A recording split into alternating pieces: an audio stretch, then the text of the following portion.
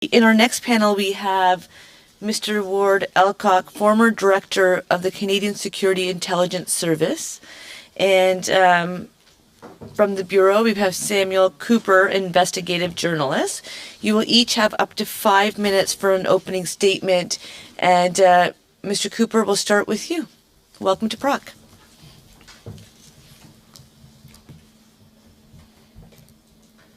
Thank you. It's an honor to be called to testify. My name is Sam Cooper, and I am now reporting for my own journalism platform, the Bureau. The Bureau's first two stories are relevant to your examination today of information I have reviewed in documents regarding Beijing's, quote, threatening Canada's elected officials to deter criticism, end quote. First, I wish to inform the committee of how I collected knowledge on these matters in the past decade. While covering foreign investment in Vancouver real estate, I started researching foreign interference in connection to the public statements of former CSIS Director Richard Fadden in 2010. In September 2014, for the Province newspaper, I authored a story titled, "Is China Influencing BC's Municipal Politicians?" The story, using access to information, examined CSIS documents. In March 2015, for the Province, I authored another story titled, "Chinese Police Run Secret Operations in BC to Hunt Allegedly Corrupt Officials and Laundered Money." I believe these stories provide historical context for this committee. Now to the 2021 federal election. I'll quote from Now Public Information in my June 17th article for the Bureau, an extended interview with MP Aaron O'Toole. In the published interview, I told Mr. O'Toole, quote, "I have reported about this January 2022 Privy Council Office intelligence report sourced from 100 CSIS reports. What the document said is that a small number of MPs in the 2021 election reported concern for their families, their privacy, their reputations, and their re-election chances as a result of targeted CCP activity." Mr. O'Toole answered, quote, "That's very troubling to hear. I'm not surprised because when I was briefed on the examples of intelligence that were shared with me, some of the activities were so intense in the Greater Toronto Area and the Lower Mainland of British Columbia, it would not surprise me if people were followed, tabs kept on people, intimidation, voter suppression." I questioned Mr. O'Toole again, saying, quote, "I learned from sources aware of CSIS investigations in 2021 that CSIS officers found that Chinese officials in Toronto were following one MP during the campaign. They were also allegedly approaching voters in relation to this candidate, and CSIS found this activity, I was told, coordinated and alarming." Mr. O'Toole answered, "Well, that seems to coordinate or correspond completely with the fourth element that I included in my speech in the House of Commons, which is one clear example of voter suppression in a riding in Canada." Finally, I'll quote from the preamble from my interview with Mr. O'Toole in my article. In it, I explained that I personally received a CSIS threat brief in 2021 after my book on Chinese foreign interference in Canada was published. I wrote in my June 17th article for the Bureau, quote, "A CSIS officer met me in Ottawa. I was told that Chinese security agents in Canada are dangerous, and they were tasked to look into my background, study the impact of my book, and to discover my reporting sources." End quote. I believe this information provides important context for the committee that the Chinese Communist Party seeks to influence or intimidate journalists in the same way it seeks to influence or threaten Canadian politicians. Thanks. I look forward to your questions, and I'm sure the honorable members understand I take the protection of my sources very seriously, so please understand I cannot answer questions about identifying confidential sources or speak about editorial or legal processes regarding my prior reporting. Thanks. Thank you. Mr. Elcock, welcome to PROC. The floor is yours.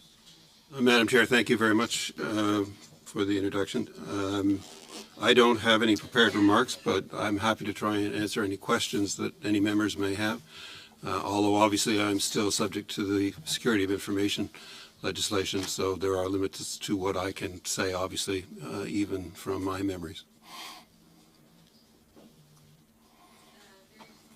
And thank you for those comments.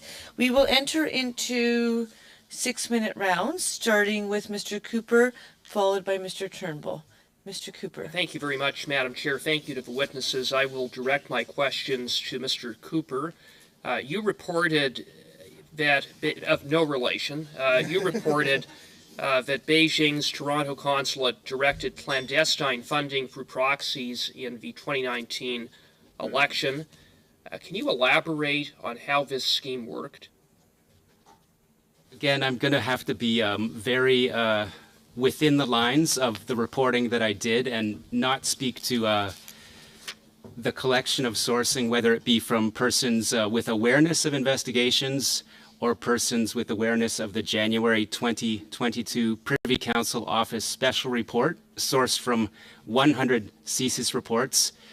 I have commented that this document is sourced from investigations started in the Toronto area in January 2019, according to my understanding. And the document very clearly states that, from my recollection, the Toronto consulate directed clandestine funding into an election interference network. And as the members know, the stories had great impact. We're here today because of that story.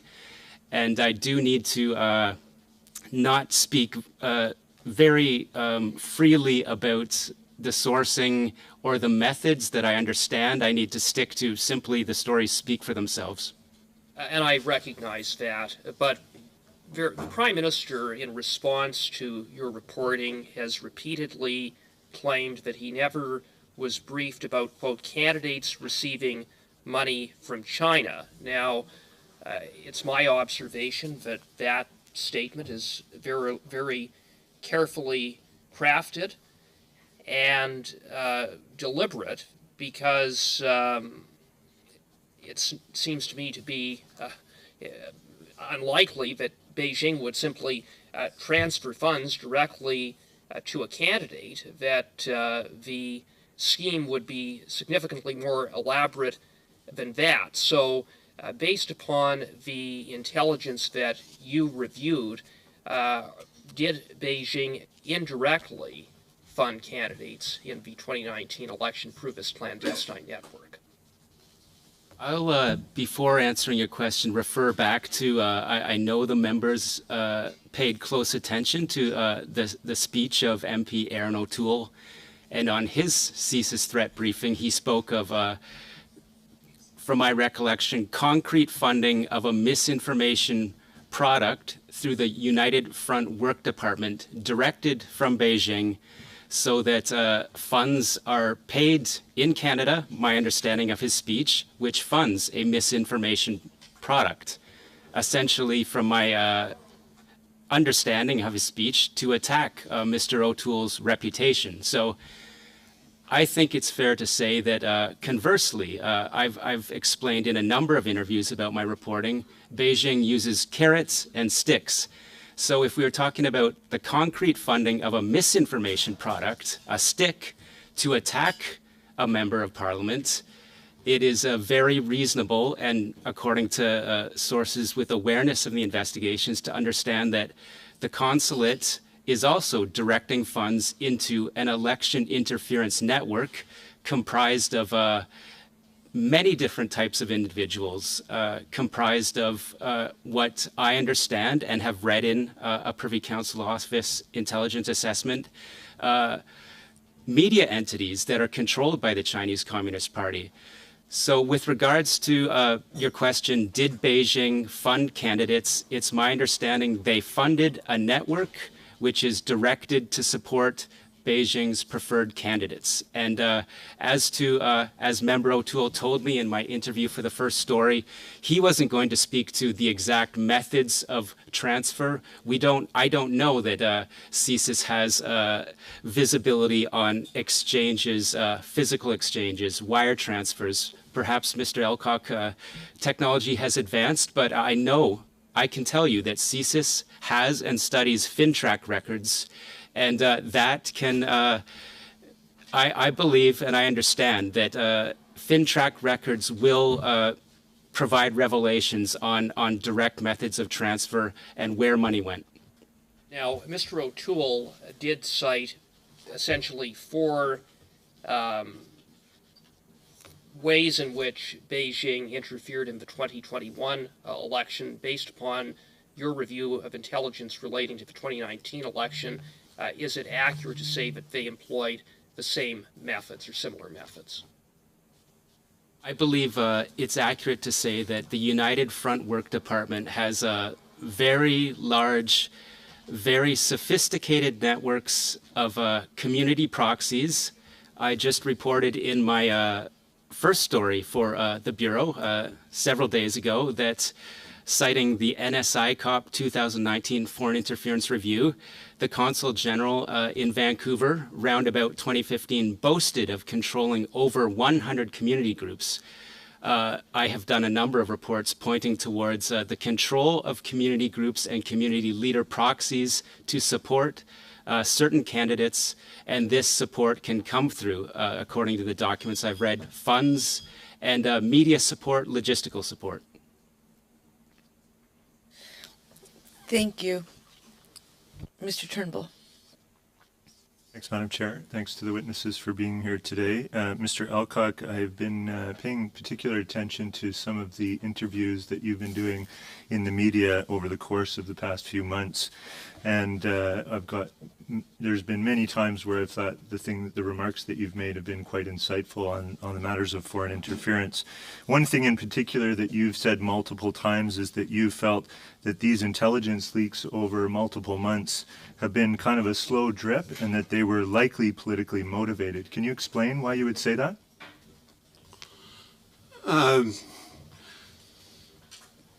I think one of the alternatives, in terms of trying to determine who the leaker is, one of the alternatives is that there is a political motivation. I don't have I can't be certain about that because I obviously don't know who the leaker is, and at this point, so far as we know, nobody knows who the leaker is. But certainly that would be a possible motivation. It is striking the way in which has been striking throughout the process, however, how the information flow was managed.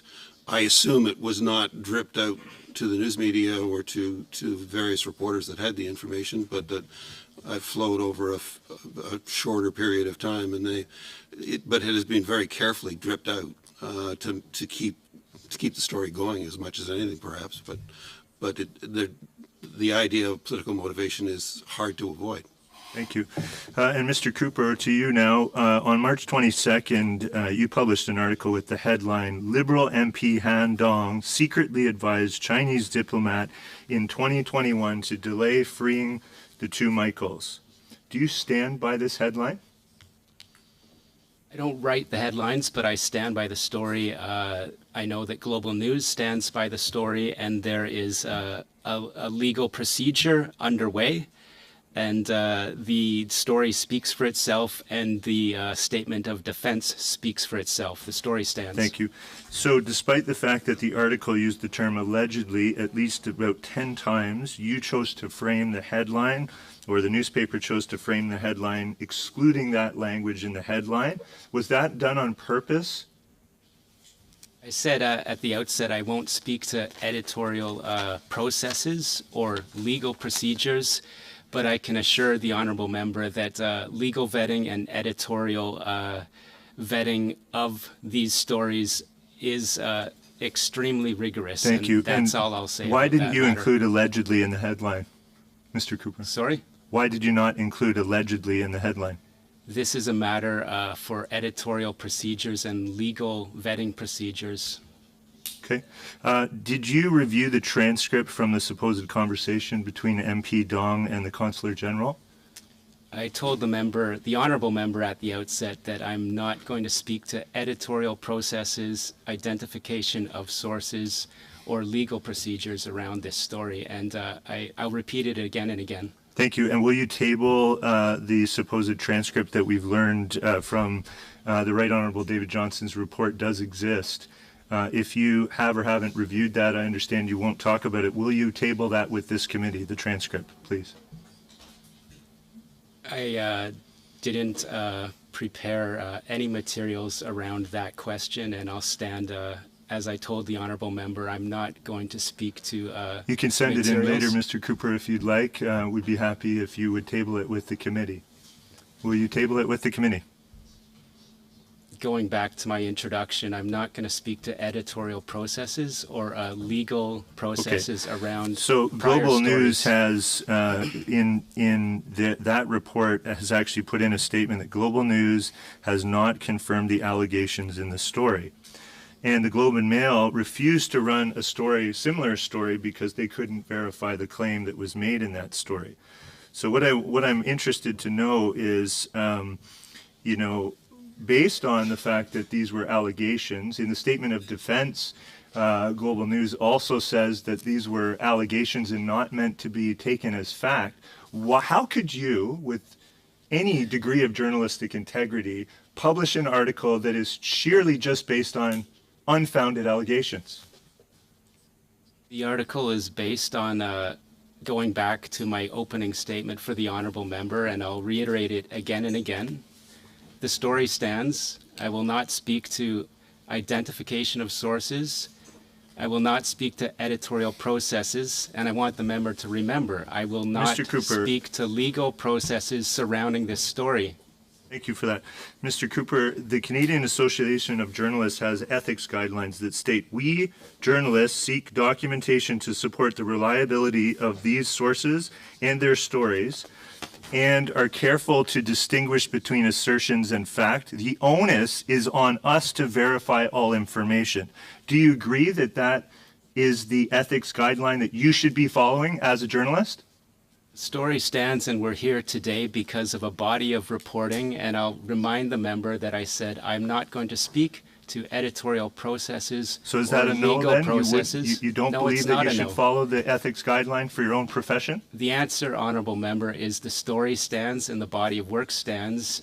Okay, so And we we are know here that the today headline because of was the body of work. demonstrably false, sir. I'm just going to pause and just remind us that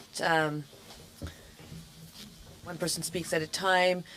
Mr. Cooper, I know that you're not a stranger to how committees operate, so there is sometimes repetition around here, and I think it sometimes works and it sometimes doesn't. So members do have the time, and if we can just have an exchange back and forth, because the work that we're doing is important work. But I will just a reminder, one person speaks at a time because it helps with the record and translation. Thank you, Madam Chair. So the National Security and Intelligence Advisor, well, the Right Honorable David Johnson, the Director of CSIS, deputy ministers and ministers all confirm that the headline that you published as a part of that story was demonstrably false. So did you knowingly mislead Canadians? The story stands, the editorial procedures and the legal procedures around that story are subject of a legal procedure, as you know. And at the outset, I told the honorable member, the story stands and I will not speak to editorial processes or legal procedures regarding my prior story. Thank you. Madame Goudreau, 6 minutes. Merci beaucoup. 6 minutes, Madame Goudreau. J'aimerais aller Thank you very davantage, much. Madame la Présidente, Madam un peu plus en Chair, profondeur I'd like to des dig a little motifs, deeper des- about motives, Comment about se grounds. fait-il How can que- it be? Donc, mes questions vont So avoir une approche my davantage questions sur will quelles ont approach été les the matter motivations from the perspective pour of what en would venir have à been the un article, motivation une histoire to have en an novembre article 2022. like that in J'aimerais vous November entendre 2022. I'd like to hear you on that. If I understand the question, it's about what is the editorial or vetting process or the motivation of a journalist to report on, could you rephrase, please? Du sujet. Of the Quelle subject était la matter, motivation what was the motivation travail in your d'aller work, the grounds in your investiguer, work se that préoccuper de led ce you sujet? to be concerned with this particular subject? As I said in my opening statement, after hearing and researching and filing access to information requests regarding former CSIS Director Richard Fadden's very public statement, I was working in Vancouver in a major newspaper, and I was seeing and hearing of activities related to financial crime that started to appear possibly to feed into foreign interference type activities. So the motivation for me started about over 10 years ago to understand essentially public interest questions that were very current, these were matters that people in Vancouver wanted to know about. I completed a body of reporting in Vancouver. I then landed in Ottawa, as it were, and my motivation at that time was I understood this is the seat of power in Canada, and that decisions taken around foreign investment, matters of laws that CSIS or the RCMP is regulated by, and whether foreign actors can be prosecuted or can freely operate. This was my motivation, and as I've explained, I do a number of podcast interviews about some of my stories, and especially my book. My book, which was called Willful Blindness, delved into the connectivity that I know that you've heard from Commissioner Duhim recently. He was recently on a 60 Minutes Australia and said that that is the RCMP, was seeing connectivity between organized crime and directly up to the Chinese state. This was the subject matter of my book, and so by making findings in my book, this led to more information, if you will, in Ottawa coming to me. And when I found this new information and how laws have not been changed to so that the government of Canada can really find connections to foreign agents that are easily found now in the United States, as we see in so-called 110 police station prosecutions. As my first story said, it quoted a CSIS officer saying, at this point, it's just CSIS telling politicians, hey, be careful out there. There are no laws and regulations that allow really a firm deterrent or prosecution or investigation even.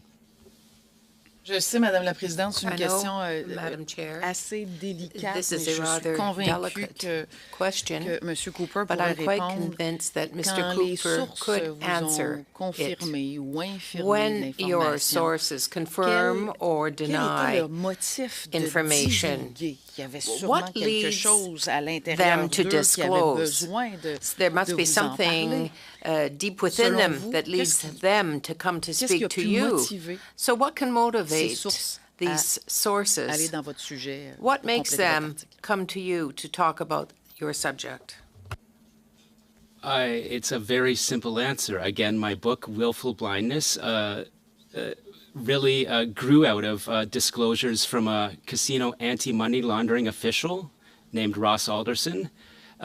He was very concerned about the activity he saw, and his view was that there was willful blindness with British Columbia's government with regards to the lack of prosecution against transnational crime and money laundering. I understand that people in Ottawa, people in other jurisdictions, including the United States, I've said that people in the Pentagon were interested in my book. So there are officials at a high level that understand what's happening in Canada, and there are whistleblowers that don't believe that the adequate laws are in place to investigate and prosecute foreign interference. This can be the type of motivation for sources, simply national security and Malheureusement, il me patriotism. reste peu de temps. J'ai I une don't have very question pour much M. time Elcock. left, unfortunately, but I Je do crois have que a vous étiez question en for Mr. fonction de Alcock. 1994 à You were 2004 in et j'aimerais, place je sais que vous vous en souvenez, vous l'avez vécu pendant longtemps, 94 quelles étaient les directives what des were premiers ministres the ou les directives directives or the ministérielles ministerial en guidelines matière d'ingérence, that d'intimidation, existed de at menace? that time with respect to threats or with respect to interference? Madam Chair, in response to the honourable member's question, it's a bit of a challenge to make a short answer. The issue of foreign interference is really just espionage. It is a subset of espionage involving sometimes not necessarily intelligence services, but foreign actors. We treated it then, as it is largely treated now, as espionage, attracting counter-espionage programs on the part of the service, I'm sure even today, and back then as well. Were there specific directions to provide information to people? No. The reality is CSIS was established to provide information to the government itself and was in fact specifically enjoined from providing it beyond the government. So giving threat briefings to people was very complicated then, still is relatively complicated now, although there are some new directions that allow perhaps more flow of information. À mon deuxième tour. I would like to have a question on second round. Merci Thank you, à sir. vous. There is Thank you to bells you. ringing. I'm going to go with the same approach as earlier, unless we come to a different conclusion, and just keep us moving in this meeting. Mrs. Blaney, 6 minutes. Well, thank you, Chair, and of course I thank the witnesses for being here. I'm going to start by asking a question or two for Mr. Elcock. Thank you again for being here. We've heard a lot of testimony over the last several months, and we also have heard very clearly from Canadians that they're worried about what's happening in terms of foreign interference and what that means for our democracy. And of course, my major concern is that if Canadians lose faith in their institutions, it becomes very hard to do the things that we need to do in a safe way. So I guess my question to you is we've heard a lot of testimony from ministers about not knowing that certain MPs were being targeted, that information was provided, but they didn't receive it in a timely fashion. It just seems to not make any sense. So I'm just wondering if you have any thoughts with your time serving in that role about communication processes, and if there was any concerns that you had at that time about making sure that people had the right information to make decisions that they needed to make in those levels. Madam Chair, in response to the honourable member's question, it's rarely hard for intelligence services, once they get beyond the idea that you're collecting secret intelligence and you've decided that you have to share it. Most intelligence agencies want to share intelligence information with higher levels of government. I think the problem in this country is that pretty much across all phases of our, whether it's parliament, whether it's government, whether it's the bureaucracy or whatever, we're not a country that has much concern about national security. Most Canadians have very little concern about national security and little interest over the years, and it's not surprising then that sometimes the flow of information to beyond the intelligence agency is not as good as it should be if people have no interest. Unless we build a culture, more of a culture of national security, we don't necessarily have to rise to the level of our neighbor to the south, which is a little more obsessed with the subject.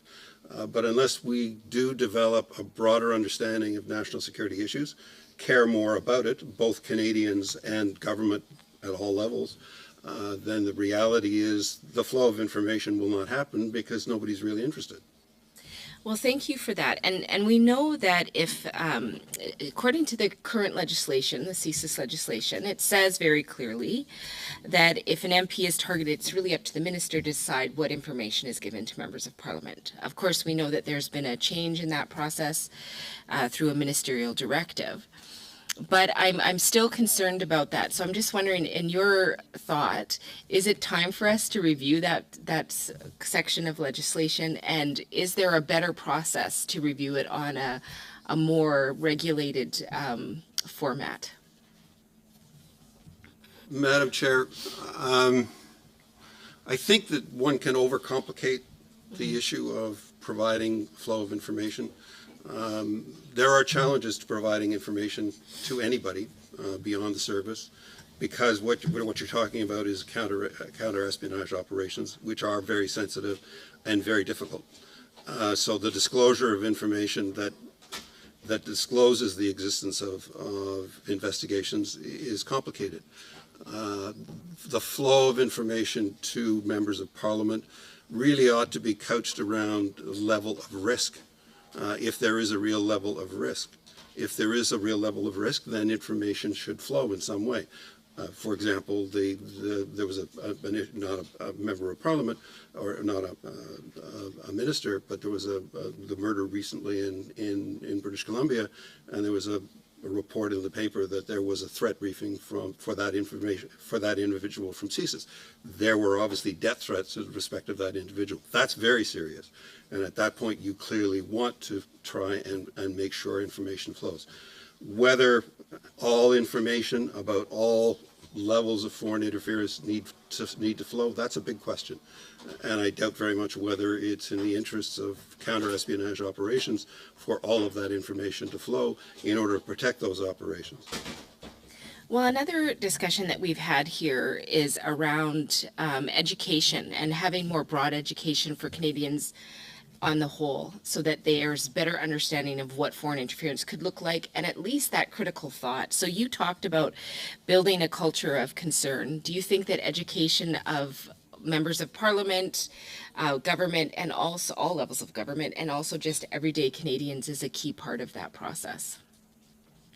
I'm not sure that, I think the hope, Madam Chair, is that on the part of many people in the community, intelligence and national security community, was that talking about issues more about national security would cause people to care more about them. I suspect that probably doesn't really happen. I suspect it requires something more like the current discussion, although I don't like the way in which it has happened. And it's entirely inappropriate, but it clearly has stimulated some discussion. Unfortunately, I think some of it has been overly mired in politics, and partisan politics in particular.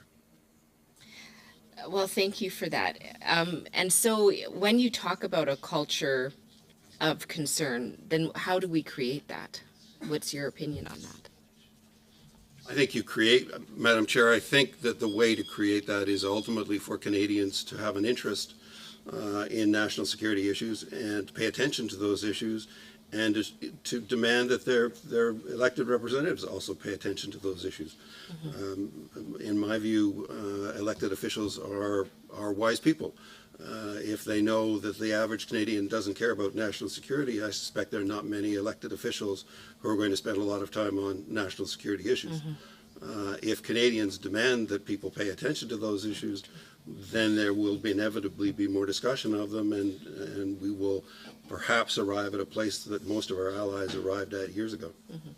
Thank you. Thank you.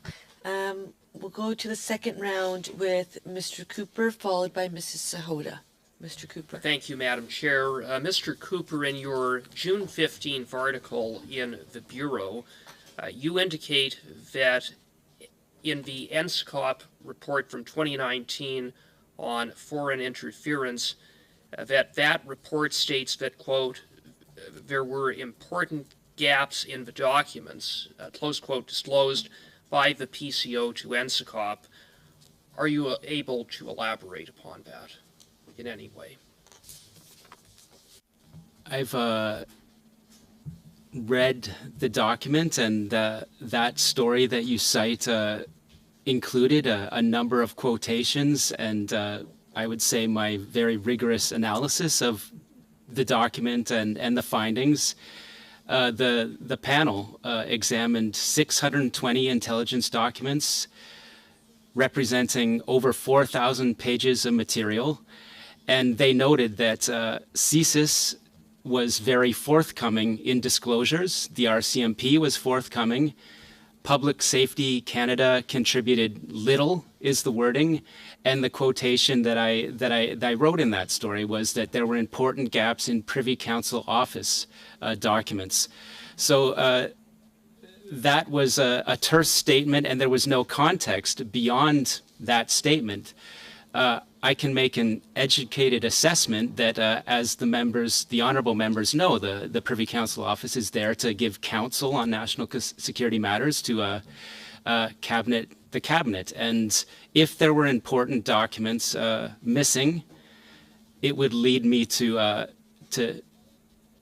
speculate that perhaps there were records that would have provided more clarity on what was known about key risks. And I can't give the member any more information than that.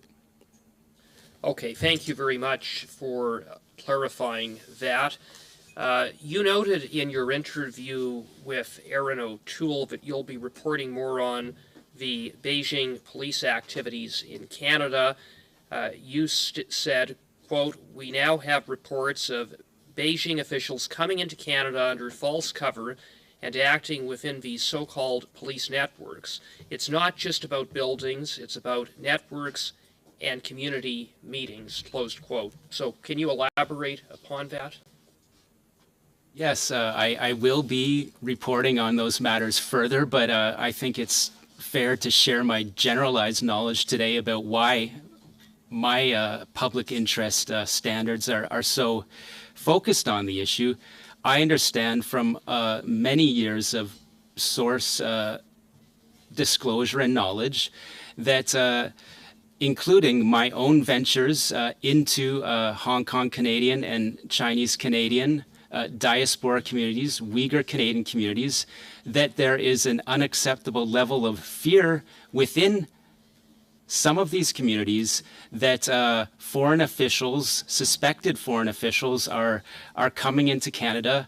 I reported on a case, again, citing my book, China's Most Wanted, back in the late 90s and early 2000s, was a man named Lai Cheng-sing.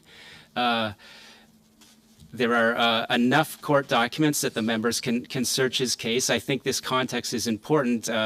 He came to Canada and was engaged in underground casino, money laundering, criminal activities. He was also, the evidence showed, quite connected to the various sectors of the Chinese security and intelligence apparatus, and yet he got on the wrong side of some people in Beijing, and they pursued him with police agents from the Ministry of Public Security and a special unit who came into Canada under false sort of business visas.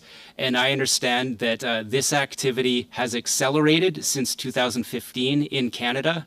The police stations we now know of because of safeguard defenders, but it's about community networks with, my sources say, feared people acting both with officials from China to question people, to intimidate people in the community. And again, it's not about 6 or 7 known buildings in Canada, as the safeguard defenders say. This is about networks and the flow of communications between the Ministry of Public Security and, as we see in the indictments in the United States, proxies that live, work, and do business in communities. And that's what I am concerned about in cities, including Toronto and Vancouver. Thank you. Mrs. Sahota. Thank you, Madam Chair. To Mr. Cooper, I just wanted to give you the opportunity to perhaps, maybe I can clarify the question again regarding whether before writing your first article, you had reviewed some sort of transcript or listened to a tape. I know that you said you won't reveal you won't be speaking to legal proceedings or editorial decisions, and of course we don't want you to reveal sources, but I believe that it's a question that you should be able to answer as to whether you reviewed or read a transcript before coming up with the story on Hondong. Which story are you referring to, sir? I'm referring particularly to the allegations regarding the member from Don Valley North. Yeah, with apologies to the honorable member, I can say that I have reviewed documents, I have spoken with sources with knowledge of the high-profile and sensitive investigations started in 2019, but I can't speak further to the nature of editorial and legal procedures surrounding that particular story. Was that document a transcript? I'm not going to answer that because as I've said, I won't speak to editorial or legal procedures in detail surrounding stories, but the story speaks for itself, and we're referring to a story that is subject of legal activity, and the filed statement of defense speaks to all the information that you will get on that. Well, Global News' legal statement says that they were in particular allegations and not factual findings. Would you agree with this, Mr. Cooper? The story regards information from sources who make allegations. It's very clear that there has been no prosecutions or findings of fact regarding that story or any of the matters we're here speaking about. If the member would let me finish, we are here today in a very generalized way because we don't have a foreign interference registry. We have recommendations in NSI COP 2019 that this, please let me finish, that this government study. I'm going to actually just pause. Thank you, Mr. Cooper. Once again, I know that everyone has their purposes. You're always welcome, Mr. Cooper, to provide us information. We will have it translated in both official languages, but I do need the exchange from member to witness to flow back and forth with not overlap. Because at the end of the day, it is members' time. I will always ensure that witnesses have some time to answer, but usually just matching the length of time consumed on either end. Back to Mrs. Sahota. Thank you, Madam Chair. We're definitely here today because of a story that you published, and that's what brings us here. So I really wanted to make it more clear. Do you think you possibly could have gotten it wrong? No, the story stands, and the legal... Okay. Thank you. Yeah. Well, the Governor General stated unequivocally that the member from Don Valley North had not discussed extending the legal detention of Michael Koverg and Michael Spavor with Chinese government officials, and I quote that it was said, "I have reviewed the same intelligence report that was provided to the Prime Minister relating to the allegations," and this is in regards to MP Dong, "which I am advised is the only intelligence that speaks to this issue. I can report the following. The allegation is false. Mr. Dong discussed the two Michaels with a PRC official, but did not suggest to the official that the PRC extend their detention." This report has caused Mr. Dong, a member of parliament, in addition to that, his family and many others, a lot of harm, and perhaps irreparable harm. Do you have any comments to that?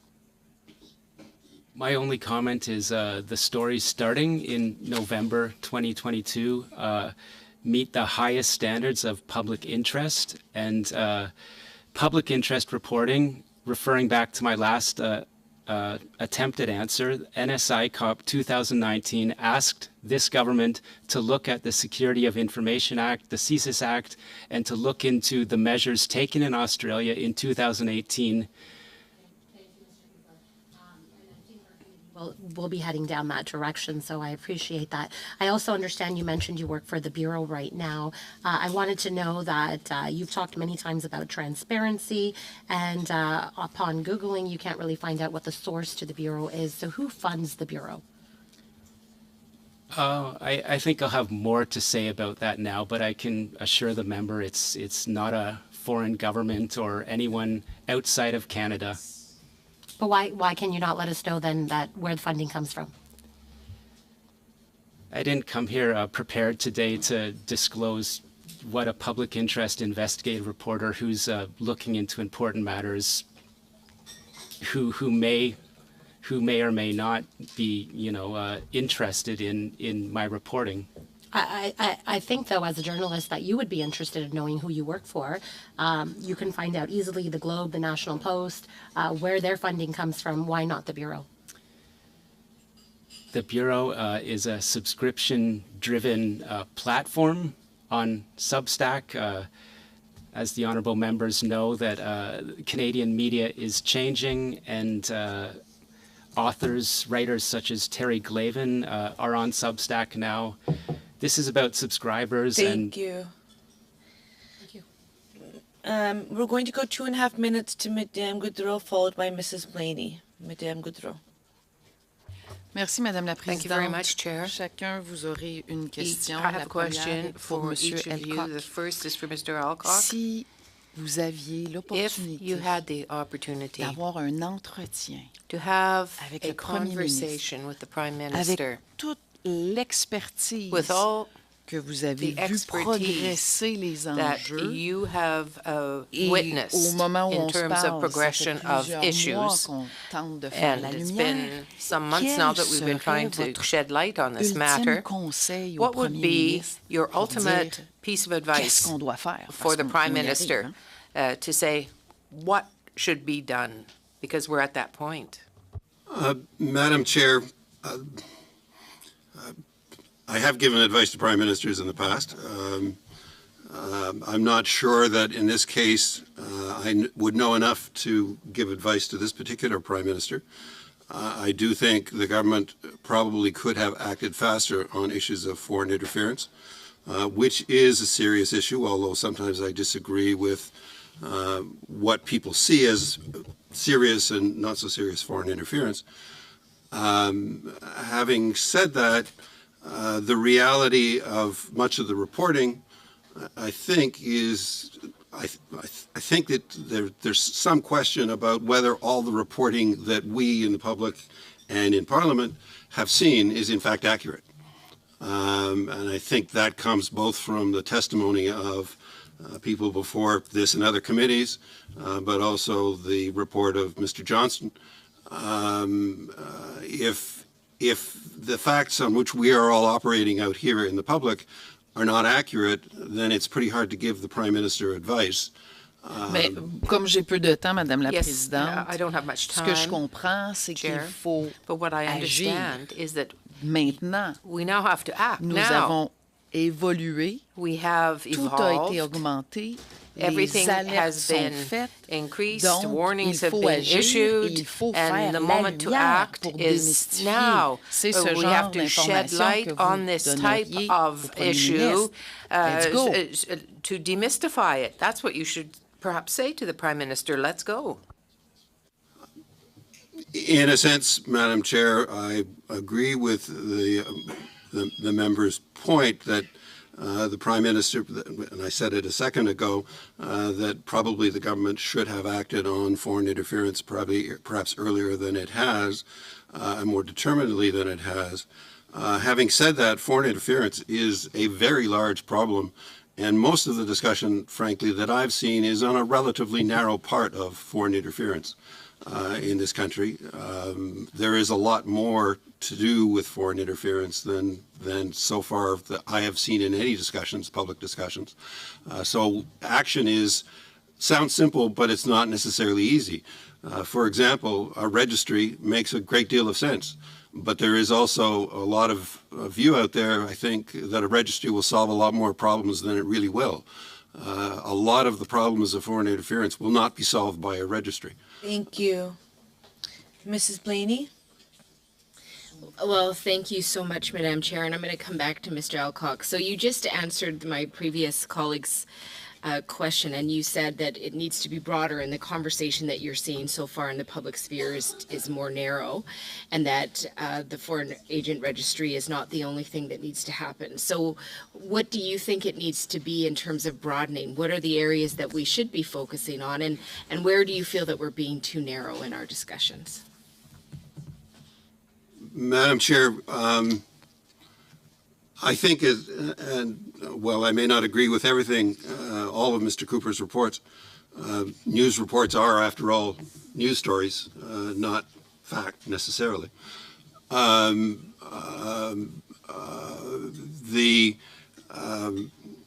reality is that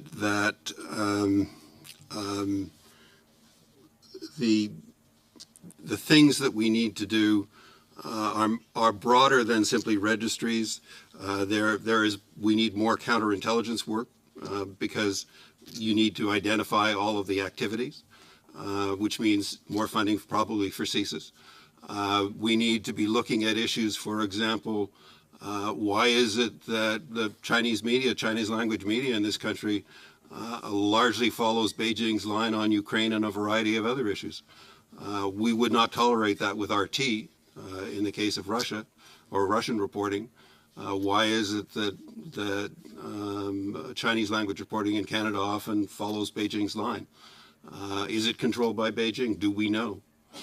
There are a wide variety of issues on foreign interference that need to be engaged on, not just some of the issues that frankly have been discussed in committee hearings as a result of a number of leaks.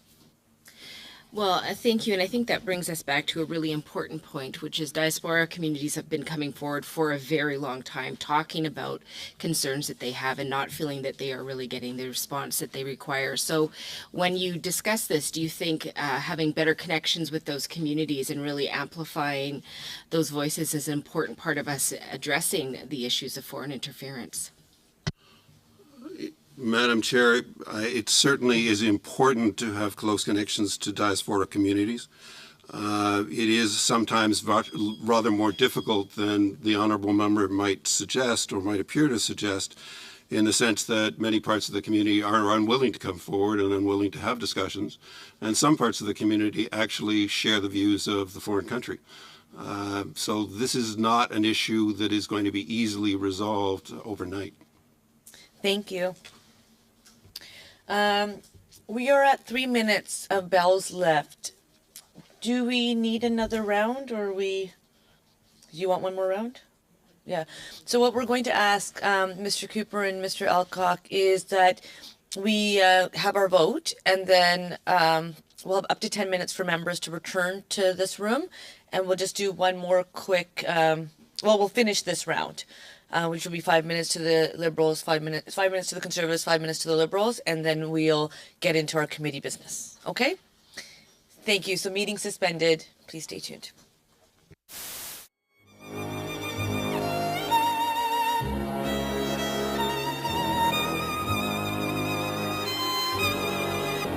Would like to thank Mr. Cooper and Mr. Elcock for waiting for us for the vote to take place. The floor, 5 minutes à Mr. Berthold, suivi par Madame Romanado. Mr. Berthold. Merci beaucoup, Madame la Présidente. Monsieur Cooper, Monsieur Elcock, merci d'être là. Welcome to our guests, Mr. Cooper. On constate aujourd'hui que les libéraux, qui sont le parti au pouvoir depuis bientôt près de 8 ans, tentent désespérément de miner votre crédibilité depuis la parution de votre article le 7 novembre dernier, Monsieur Cooper. Ils ont été très vite à dénoncer l'article. On l'a vu encore aujourd'hui, même à s'attaquer aux messagers plutôt qu'aux problèmes que vous avez révélés dans votre article. Pourtant, c'est le premier ministre lui-même qui, le 3 mai 2018, à l'occasion de la Journée mondiale de la liberté de presse, disait qu'on devait célébrer le travail des journalistes à travers le monde afin de protéger la démocratie. Et je le cite, « Nous défendrons toujours la liberté journalistique et nous nous opposons à toute violence, intimidation, censure ou arrestation illégale qui vise à faire taire les journalistes. » Donc, M. Cooper, depuis votre article, d'autres journalistes ont suivi l'histoire. Plus les jours passèrent, plus les informations se sont confirmées. Il y a un diplomate qui a été expulsé. L'existence du mémo dont vous avez parlé a été confirmée. Des postes de police chinois ont été perturbés parce qu'on ne sait pas s'ils ont été fermés ou pas. On a appris que des députés comme Michael Chong, Erin O'Toole, Jenny Kwan ont été ciblés par Pékin. Depuis que le ministre de la Sécurité publique a levé l'interdiction de dévoiler des faits aux députés ciblés par le régime de Pékin, le CRS a informé les députés des menaces qui pesaient contre eux. Erin O'Toole a confirmé dans l'entrevue que vous avez fait avec lui dans son discours en Chambre l'existence d'un réseau financé par Pékin pour intervenir dans les élections. On a appris que les briefings du CRS sont ignorés par les ministres ou par le premier ministre. On a eu un rapporteur spécial qui s'est avéré spécial plus pour ses liens avec les libéraux que pour la pertinence de ses conclusions et qui a démissionné depuis ce temps-là. Malgré tous les articles, malgré votre livre, il semble clair que les libéraux n'ont pas du tout l'intention de faire la lumière sur l'ingérence étrangère dans nos élections.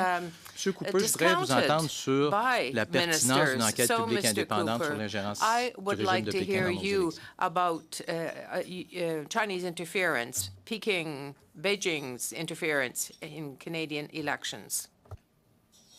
As I said in my opening statement, my knowledge of a Privy Council Office January 2022 special report cited that Beijing is threatening MPs who are critics of the Chinese Communist regime.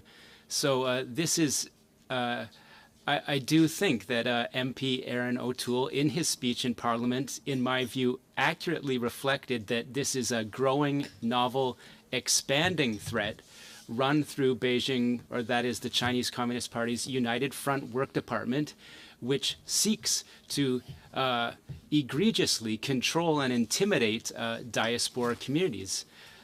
In my opening statement, I also said that because of my groundbreaking book about the Chinese Communist Party's interference networks, I myself, a journalist, received a CSIS defensive threat brief in 2021, the same time period where other MPs, we've learned, were being subject of disinformation in WeChat channels. MP Aaron O'Toole said these were funded through the United Front Work Department. So the threat to Canada, in my view, is, it's not my view, it's NSICOP 2019 Review's position that Australia and Canada are being attacked in almost the exact same manner, and yet Australia in 2018, due to media reports about two PRC-linked donors that had funded about 7 million Australian dollars to the three major parties, this implicated allegedly an Australian senator. The media furor that followed, that is the public discourse that followed those media leak disclosures, led to the Australian new counter-interference laws. Similar activity in the United Kingdom after a very firm disclosure about an individual with the United Front Work Department funding parliamentarians in Britain. They have followed up with laws. Canada is facing the same or worse threat, and most concerning, our diaspora community members. Many of them have stated openly they feel they're not protected. So this is the nature of the threat against journalists, community members, politicians. Most concerning to me, more than any, is that Canadians are under fear that they cannot speak openly about matters because a growing power from a foreign state is impacting lives in Canada. Et sur la pertinence, M. Cooper, de faire une enquête publique indépendante, parce qu'on a vu que le rapporteur spécial, ça s'est terminé en queue de poisson. Les rapports de NCCOP donnent aucun résultat. Qu'est-ce que vous en pensez? It just came to a dead halt. What is your thought on an independent public inquiry?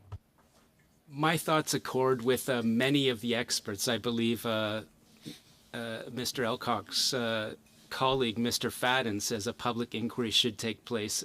A number of the witnesses you've already heard from say a public inquiry will remove the partisan bickering, the point scoring on either sides. You won't have to hear from more journalists that take the unusual step of being called to testify. There will be an independent, deep, rigorous public study of not only what happened, but what can we learn from Australia, the United Kingdom, the United States, New Zealand, and other nations, by the way, that are taking this very seriously. Germany, Taiwan. We need to learn from others in a public inquiry. Thank you. Madame Romanado. Thank you very much, Madam Chair, and through you, I'd like to thank the witnesses for being here today.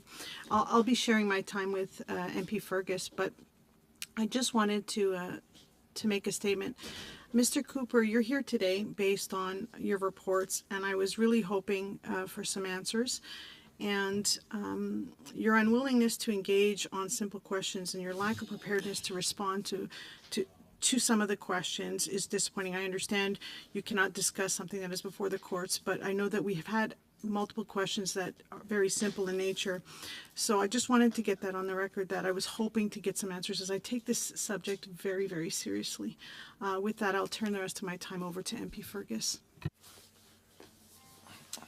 Thank you, Ms. Romanado. Thank you, Madam Chair, and thank you to the witnesses for being here today. Mr. Elcock, I have a couple of questions for you. I've heard you say in the media, some have called the person who's responsible for leaking the information, called them whistleblowers. I've also heard you say that you don't consider them whistleblowers. Can you tell the committee why you don't consider this person or persons whistleblower? Madam Chair, I think the simplest explanation for that, in my view, is that usually in the case of a whistleblower, there is some element of wrongdoing, disclosure of wrongdoing on the part of the government. In this case, nobody's really alleging that there's wrongdoing. People are alleging that the government should have done more. Not quite the same thing as wrongdoing. Just because you get a security clearance doesn't mean you have the right to disclose information that's within your charge.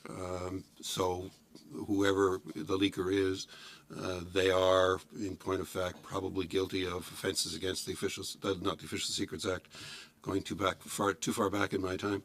But it's security of information legislation. They're in violation of the legislation and should be prosecuted. You don't have to apologize for having experience, Mr. Elcock. Indeed, in your experience, when raw intelligence is presented to you, reported to you by women or men in the field or from some of our allies, how do you treat that information? You treat that as gospel, or do you treat that as information that needs to be confirmed? Mr. Chairman, Madam Chair, intelligence is it's simple. I'm a lawyer by background. It's not evidence. It's information. You can give it some more credibility by collecting more information, by using other sources, by using technical methods to confirm information. But at the end of the day, intelligence is simply information you've received of whatever credibility you can attach to it. In the case of intelligence services, we probably have better means of confirming that information than, say, do the news media in terms of trying to confirm their intelligence. But in some senses, we're very similar. We're dealing with information that is, until we can get some more credibility or add some more credibility, unproven.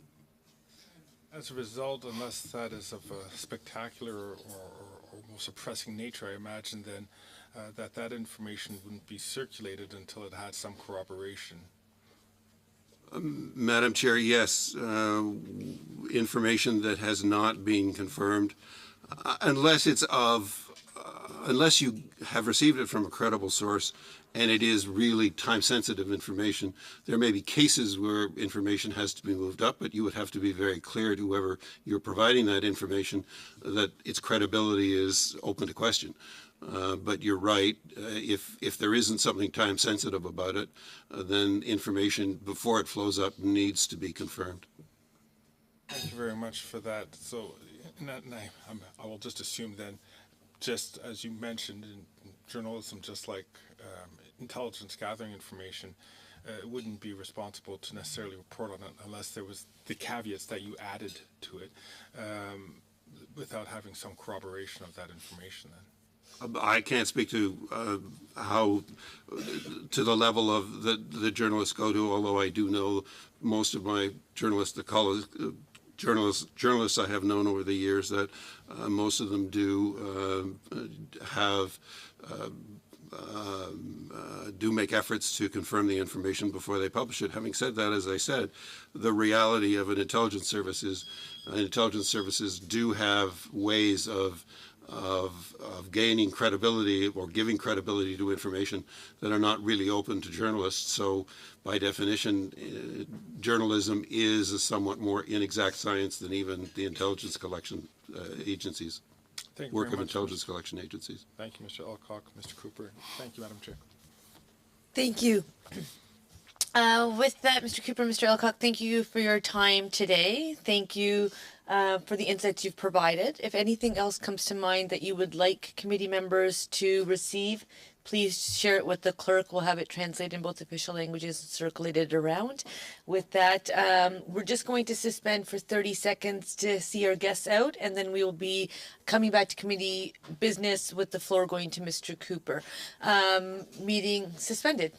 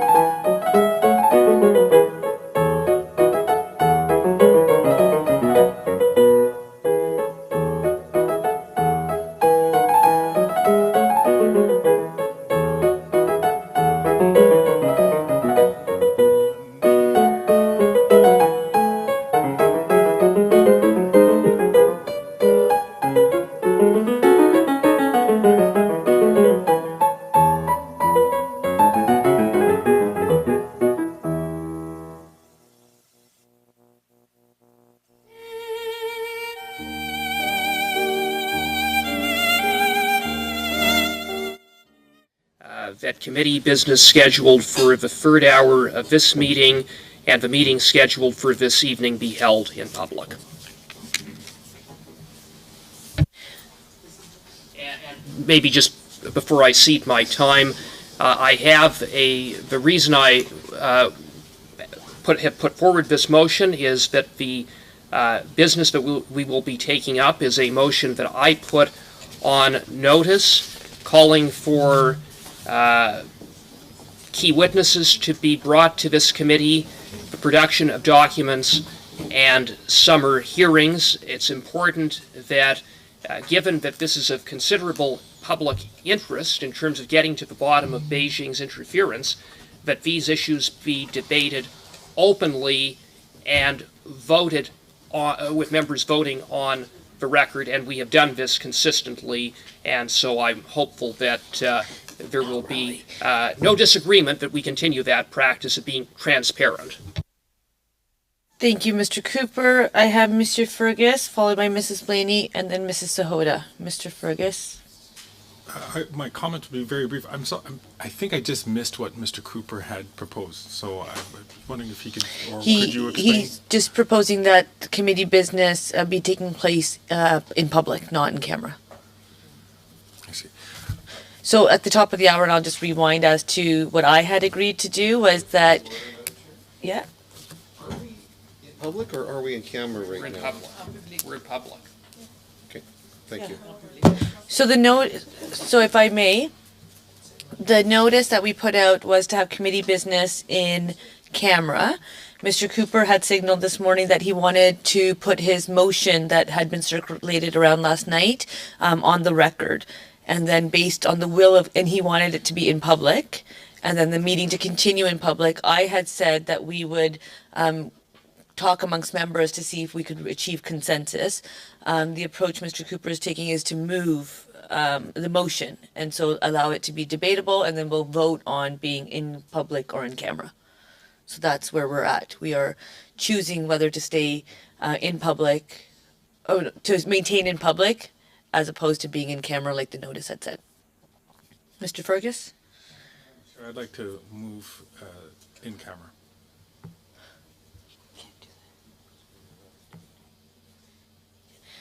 So we're debating a motion, which is to stay in public. So unless you're amending it, which would not really work. So we kind of have to deal with that before we have another one.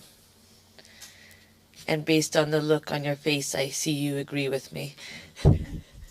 Is that okay? Not quite. Yeah, I know. If that is what the clerk says, then. It was what the clerk said. We have a motion on the floor. All right, I'm going to go to Mrs.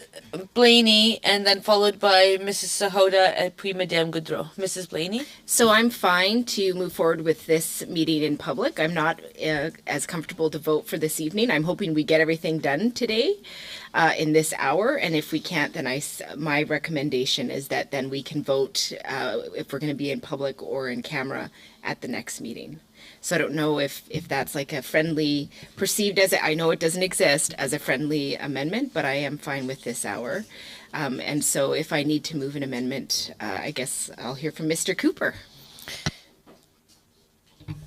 I'm fine with that, and we can take it up at the beginning of the next meeting, in which I will move a motion that we be in public at this evening. But Ms. Blaney isn't ruling that out. She's just saying that for the purpose of today, let's deal with this meeting. So, Mr. Cooper, this is the second time you've signaled that we're having a meeting this evening, and then I thought we were trying to get it done this morning. I don't know whether we are or we aren't. I agree with Ms. Blaney that I would prefer we not, that there would just be unanimous agreement for my very good motion. Mrs. Blaney, do you want the floor back? Sorry? No, I think that Mr. Cooper heard what I was laying down and he picked it up, and I think we're good to go. So I'm happy to support his motion for just this 1 hour of committee. So maintain. So we do have resources till 1:30, so it is possible that we could get our committee business done in public, and then we'll deal with this evening accordingly, it sounds like, if we need to. Mrs. Sahota? I shouldn't have done that. I just wanted to agree with Ms. Blaney, but also add on. I think Mr. Cooper was or had indicated a desire to read the motion out loud. I think, or maybe put it on the record verbally, right?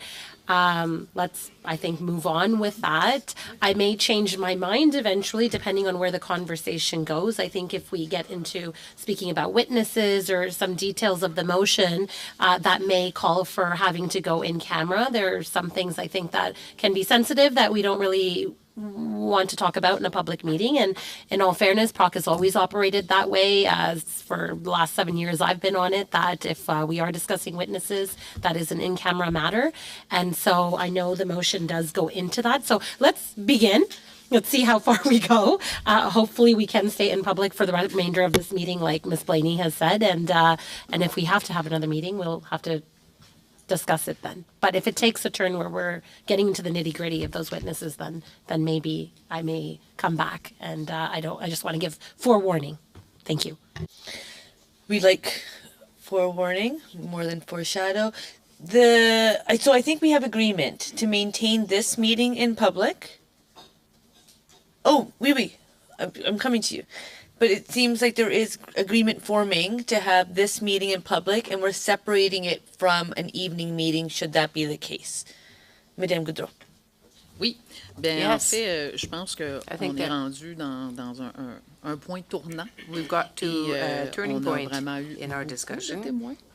We have heard a lot of witnesses, and each time we mention the extent to which it's important to shed light on the matter, but it's also important to reassure people. So unless I'm mistaken, I think, Madam Chair, that we have not heard witnesses in camera, with the exception perhaps of our committee business or subcommittee business. But I think that out of respect for people, I can say that I am very comfortable with the very sensitive elements that we have to respect as well. But I couldn't explain why we wouldn't have a public meeting. Mon intervention So sur that's le my sujet. intervention rather on this subject. J'apprécie cela I certainly beaucoup. appreciate that. Je pense pour I think that maintenant, on peut continuer perhaps en for now, public we et can puis continue in on va public, voir and then we can see si on doit faire les changements. if we Parce have que to s'il y a change, because certaines choses qui if in fact there la are majorité du comité veut qu'on certain serait things en that huis clos, the on committee peut would like to faire discuss cette in conversation camera, we could have quand ce temps that vient, conversation mais je pense at qu'on that est time. d'accord de rester en But I public think pour maintenant. that we agree Et je for the moment to stay in vais public now. donner la parole à And Mr. I'll give the Cooper. floor to Mr. Mr. Cooper. Cooper, are you reading your whole motion into the record? Yeah, I will read it into the record. Your floor is yours. Thank you very much, Madam Chair. And the motion reads as follows. That in relation to its order of reference of Wednesday, May 10, 2023, concerning the intimidation campaign orchestrated by Wei Zhao against the member for Wellington Halton Hills and other members, the committee A, expand the scope of the study further to the Speaker's ruling of Wednesday, May 31, 2023, and the evidence of the acting clerk of the House on Thursday, June 8, 2023, to include the matters raised in the House by the Honorable Aaron O'Toole on Tuesday, May 30, 2023. B, makes the evidence received during this study available for its study on foreign election interference. C, hold at least 8 meetings of at least 2 hours length between Tuesday, July 4th, 2023 and Friday, September 8th, 2023 on dates to be determined by the subcommittee on agenda and procedure for the purposes of hearing witnesses and considering related committee business. D, invites each of the following to appear on his or her own. 1, the Honorable Aaron O'Toole for 2 hours. 2, the Honorable Dominic LeBlanc, Minister of Intergovernmental Affairs, Infrastructure and Communities for 2 hours. 3, the Honorable Ian Shugart, former Clerk of the Privy Council for 1 hour. 4, Janice Charette, Clerk of the Privy Council for 1 hour. 5, Rob Stewart, former Deputy Minister of Public Safety and Emergency Preparedness for 1 hour. 6, Marta Morgan, former Deputy Minister of Foreign Affairs for 1 hour. 7, Greta Bossenmeyer, former National Security and Intelligence Advisor to the Prime Minister for 1 hour. 8, Gina Wilson, former Deputy Minister of Public Safety for 1 hour. 9, Paul McKinnon, Deputy Secretary to the Cabinet Governance for 1 hour. 10, Zita Astravas, Chief of Staff to the President of the King's Privy Council for Canada and Minister of Emergency Preparedness for 2 hours. 11, Jeffrey Hutchinson, former Interim Assistant Secretary to the Cabinet, Emergency Preparedness for 1 hour. 12, Marie-Hélène Cheyet, Executive Director of the Privy Council Office Task Force on Foreign Interference for 2 hours. And 13, Alan Sutherland, Assistant Secretary to the Cabinet, Machinery of Government and Democratic Institutions for 1 hour. E, invites the following to appear on panels.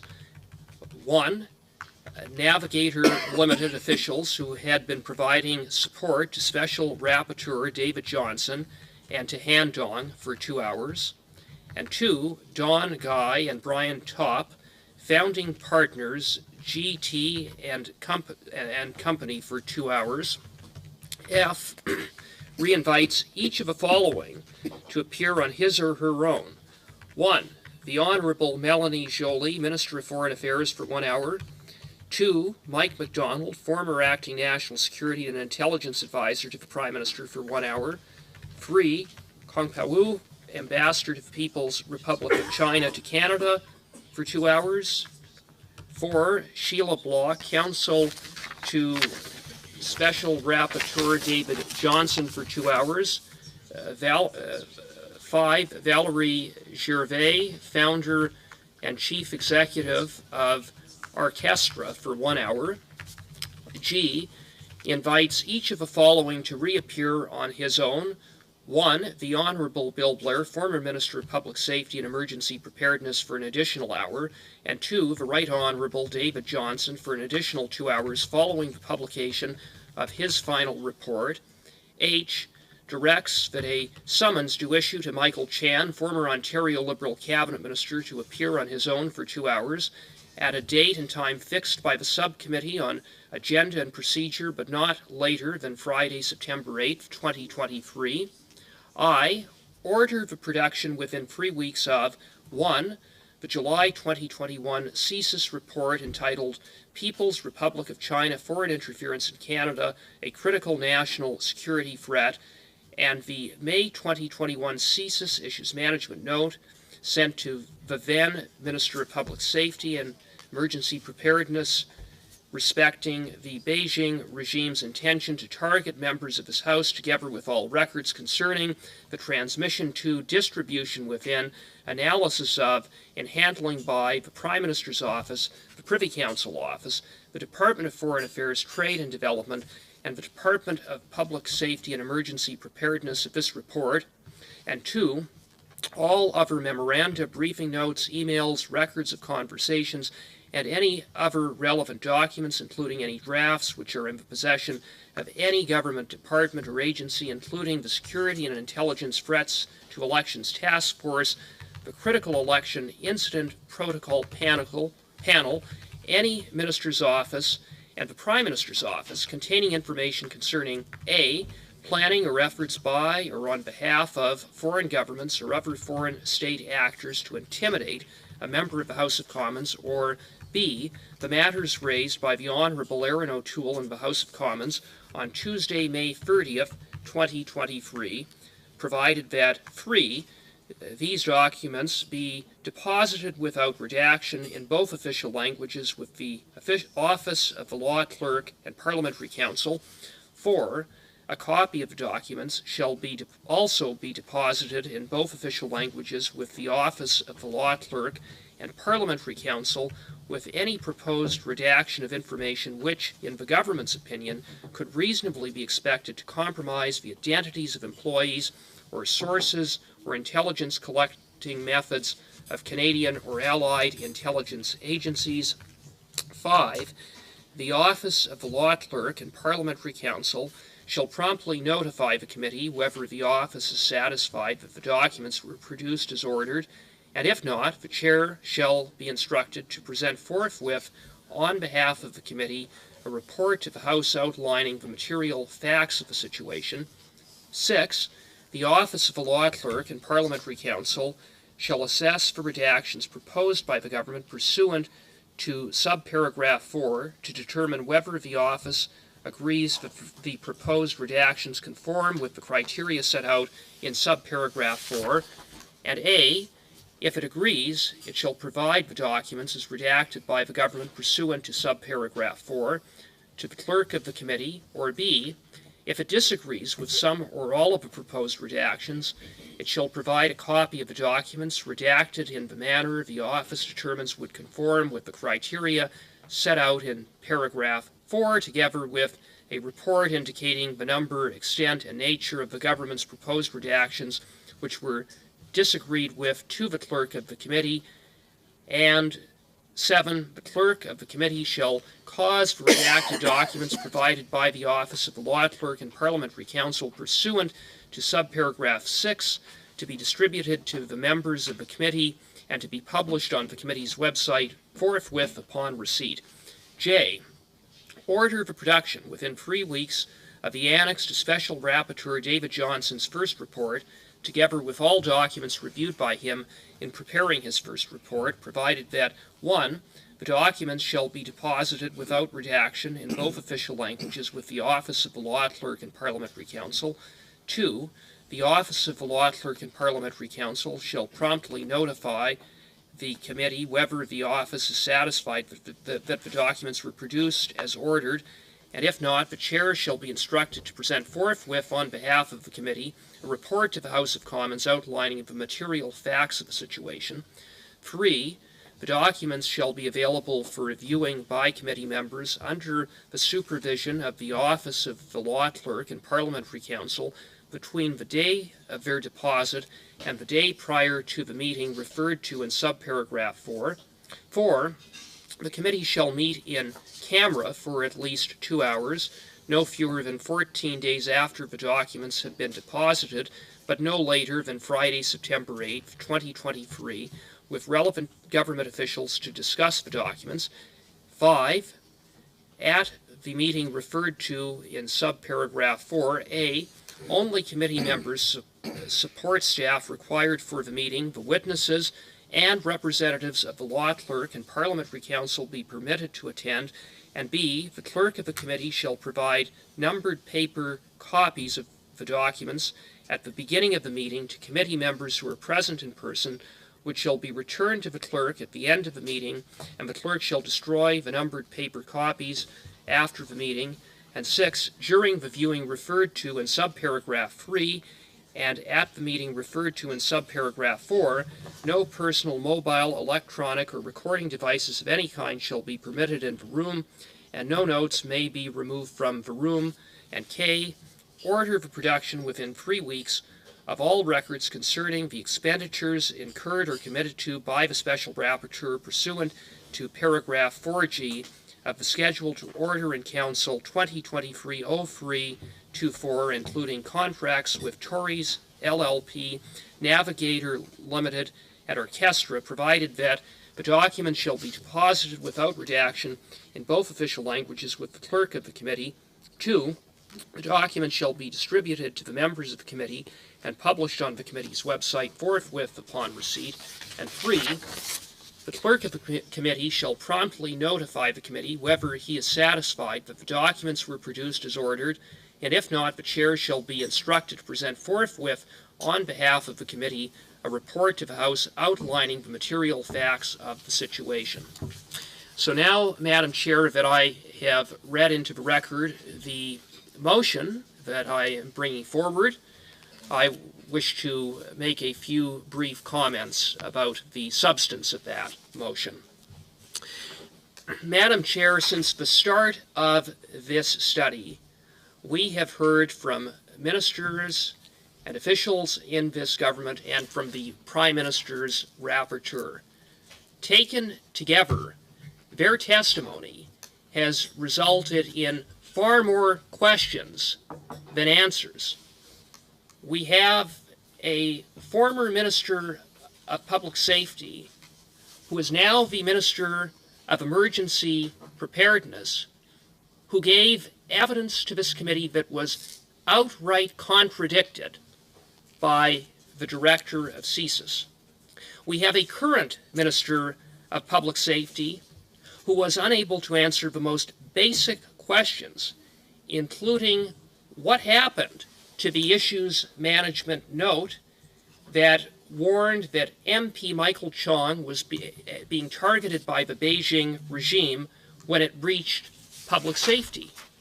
That minister couldn't even answer whether he had instructed his department officials to find out what happened to that IMU. We have a government led by a prime minister that are never responsible, that are always conveniently never briefed, that always cast blame on others, whether it be CSIS or whether it be public servants. And we have a rapporteur, the Prime Minister's long-standing family friend, who was unable to defend key conclusions in his report and appears to have not been given complete information by this government. And it's very interesting that we heard today from Mr. Cooper, formerly of Global News, who noted that an NSICOP report in 2019 raised concerns about PCO withholding certain documents from NSICOP. So it certainly raises questions about the transparency of PCO and this government. And we have a rapporteur who is tainted by conflict layered on top of conflict, undermining his independence and the credibility of his findings.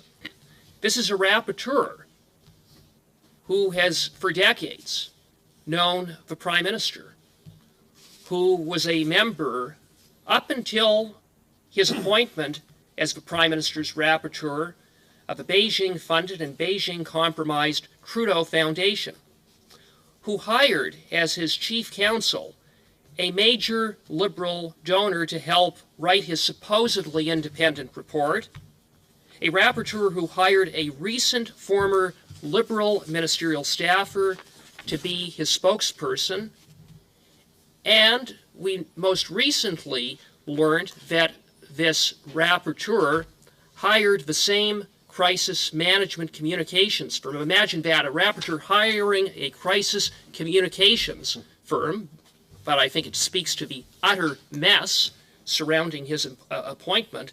This rapporteur hired the same crisis communications firm that was advising a member of Parliament who he was tasked with investigating.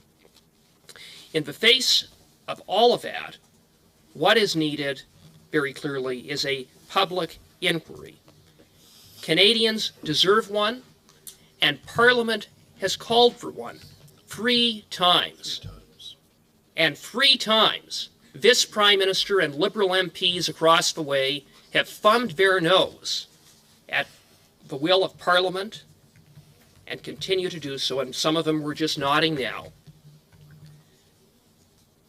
All the Prime Minister has offered is a fake rapporteur, a family friend, to buy time, to issue a report that the rapporteur couldn't defend, didn't understand, and that amounted to a whitewash of a Prime Minister's record of turning a blind eye to Beijing's attack on our democracy in 2 federal elections under his watch, and that has targeted sitting members of Parliament in an attempt to impede their ability to do their jobs, to speak on behalf of their constituents, and to vote freely in the House of Commons without they and their families being targeted and threatened by the Beijing regime, and not to mention a Prime Minister who has repeatedly turned a blind eye to Beijing diplomats and upper officials targeting the Chinese-Canadian diaspora,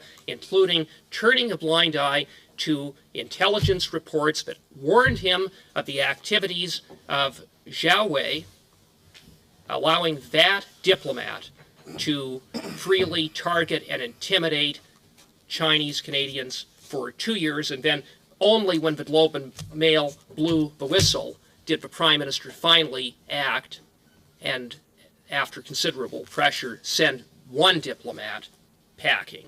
No, not thanks to anything that this Prime Minister did, or the Minister of Foreign Affairs, for that matter, did, who claimed when she came to this committee that she had no information about any such activities. Patently false. And so, at the end of the day, until the Prime Minister calls a public inquiry, this committee is the only public forum where these issues can be studied to get to the bottom of Beijing's interference and to get the answers that Canadians deserve. And that is what this motion provides for. It provides for the calling of key witnesses to committee, the production of relevant documents, and a continuation of hearings over the summer, because very simply, this is a matter that is pressing, that we cannot afford to shut the hearings down for 2.5 months. We need to continue to do our work, and that's a very key element of this motion. And so I am hopeful that members on all sides recognize the importance of producing relevant documents, calling key witnesses, and allowing this committee to continue to do its work over the summer. And I hope that it will receive the support of the members of this committee. Thank you, Madam Chair. Thank you, Mr. Cooper. I have Mrs. Blaney, suivi par Madame Goudreau. Mrs. Blaney. Thank you so much, Chair, and I just think we should get to the vote, so I'm calling the vote. As I have Madame Goudreau on the list, I'll just need to go to her, and then I'm sure we can call the question. But now Mr. Berthold would like the floor. So, Madame Goudreau. Madame la Présidente. Madam Chair. Si je comprends bien, nous avons les ressources disponibles jusqu'à 13h30. We have resources here till 1:30. Moi, j'ai une question, là. I have a question, On a eu de belles rencontres ce matin avec les témoins. A very good meeting with witnesses this morning. And don't forget, Alors, we started toujours at 10. officiel pour ce soir. It's Donc, still on a official 2 heures pour for tonight. So we have 2 hours to Cooper. discuss Mr. Cooper's motion. Je pose la question, I'm asking you this question, Madam Chair. Am I correct? Oui, mais on a le temps maintenant aussi pour la discuter, c'est de commencer la conversation. Moi, j'ai aucun problème à commencer la conversation, mais il faut comprendre qu'à chaque fois qu'on a eu des rencontres you have to qui duraient understand 5 heures, that jamais each on a time we dépassé have 13h15. 5-hour meetings or 3-hour meetings, we've never gone beyond 1:15. Really, what we want to do is to be productive, and we want to be able to share our ideas. We want to be productive for the meeting tonight. But over the course of what's in between today, we have other tasks to accomplish. So if we go around the table, at 1:15, we can just adjourn the meeting until this evening. Yes, well, that's exactly what we're going to do, but if we can have a vote, like Ms. Blaney asked for, Mr. Bertoldo has asked for the floor, but if we have other things to do, maintenant, nous savons que nous avons les ressources jusqu'à 13h30. That we have et à resources 13h30, here on va until arrêter, mais 1:30. à 13h30, At 1:30, je vais savoir, vous allez savoir ce qui se passe. Then Donc, we on a will know what will be 25 happening. minutes qui restent. So we have 25 minutes. Je vais laisser mon collègue, puis je Well, I'll mettez-moi give sur the la floor liste to encore. my colleague Avec and ce put me motion, down on the donc vous ne list voulez on the pas un same vote sur ce motion. motion? You Je don't ne want peux pas voter a en ce vote? moment. I can't J'ai vote right beaucoup now. de discussions, me I faire presser comme ça, là, a quand lot on to doit think about. s'expliquer. But Quand, I écoutez, feel là, je like ne sais pas I'm si mes being collègues ont pressured lu ce que here j'ai lu to et ont vote. I vu à don't know RDI. Là, if my on colleagues parle d'une think like I do. potentielle This is a long entente d'ici motion. vendredi. Qu'est-ce qu'on n'a pas compris? What Qu'est-ce hasn't qu'il been faut qu'on fasse, là? understood? Il faut que quelqu'un people say, well, wait porte till ses culottes Friday. Well, et look, se grouille people have to à put their agir. big boy pants on, Comment and they moi have je to peux sit voter down and do the work lorsque that has il to y a be done. une potentielle possibilité? Ça fait 4 mois depuis le We 7 have novembre been qu'on est là-dessus. dealing Madame la with this Présidente, since November si on vient me 7th, bousculer puis me 4 presser, months, j'aimerais que mes at collègues me least. regardent dans le blanc des yeux puis qu'ils Look, soient fiers de ce qui se people can look passe. me Là. in the white of my Parce que moi, eyes to say, présentement, on okay, est this en is fin de it, you session, have to vote. on étire You're la donne pressuring me. jusqu'à la fin.